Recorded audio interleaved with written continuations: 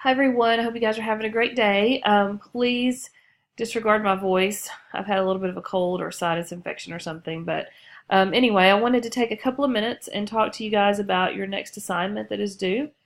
This is actually due on the 7th of this week, or actually next week, I'm sorry, and it is due by midnight on, actually, I'm sorry, it's due on the 8th. I've pushed this one out to the 8th, and you'll see why in just a second to give you a little bit more time. So it's actually going to be due on September the 8th by midnight.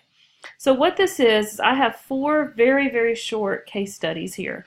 And each case study represents one of the four dimensions of emotional intelligence that we talked about, social awareness, self-management, relationship management, those things.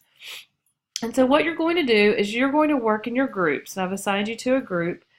You're going to read the case studies on your own, and you're going to meet with your group via Blackboard Collaborate. And this is, I'll show you this tool in just a second. It's very easy. It's just like joining a chat room. You'll be able to see one another, or if you need to call in, I think you can call into it. But it will record your conversation. And you can do this from anywhere that you like, so you don't have to all meet in person. You can meet actually just through the Blackboard tool and have your conversation. So what you'll need to do is read the case studies prior to your group session, and then you'll need to spend at least 30 minutes in your group reflecting on these questions. Which of the four dimensions is reflected in the case study? So each one of them reflects one. How do you know what behaviors indicate a particular dimension? Number two, what can the professional in the negative example learn from the person in the positive example? So these case studies are based on real professional executives in the workplace, and you'll have a positive example and a negative example. So what can they learn? What can the negative example person learn from the positive example? And overall, how does emotional intelligence impact one's work in a professional environment? So then provide an example of how emotions or emotional intelligence has impacted you in a professional setting. And this can be work, school, if you're part of a club or an organization. Just give some examples of when you've actually experienced these dimensions of emotional intelligence. You do not have to submit a written component for this particular case study. That may change as we go forward, but I want to just have at least this week focused on mainly the recording of the session. So that's the overall assignment.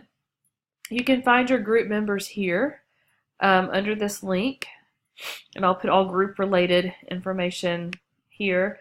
So this is, we have 5 groups, A through E. If you want to give your group a name, you can. But these will be the people, there's 4 in each group, so you'll just need to find the people that are in your group. You may contact one another using messages here. So when you click on that, let's see, you can send an email to particular people. Okay, so you can select, you can go through the list and select who you would like to receive the email, and then send it this way. So you'll make sure you have everyone's email address. Please do not email me through this messaging tool because I won't check it. It's strictly for you and your group work. Now, to do your Collaborate session, you will need to do the following. Let me make this available to you. Sorry, forgot to do that. Okay, so you'll have to go into Collaborate, and you will see a list of sessions that are open. So for each group, you have your own session. This one, all of them are open from today through September the 8th at 11:59. So when you are ready to, when you and your group have agreed upon a time to meet, everyone will just come to the Collaborate link, click on the group, and then once you do that, it's going to ask you if you want to join. You say yes, and then you'll be able to see everybody and talk with everyone. There should be a record button. You can record your session, and then when you close out the session, it will automatically save it and send a message to me that it's complete.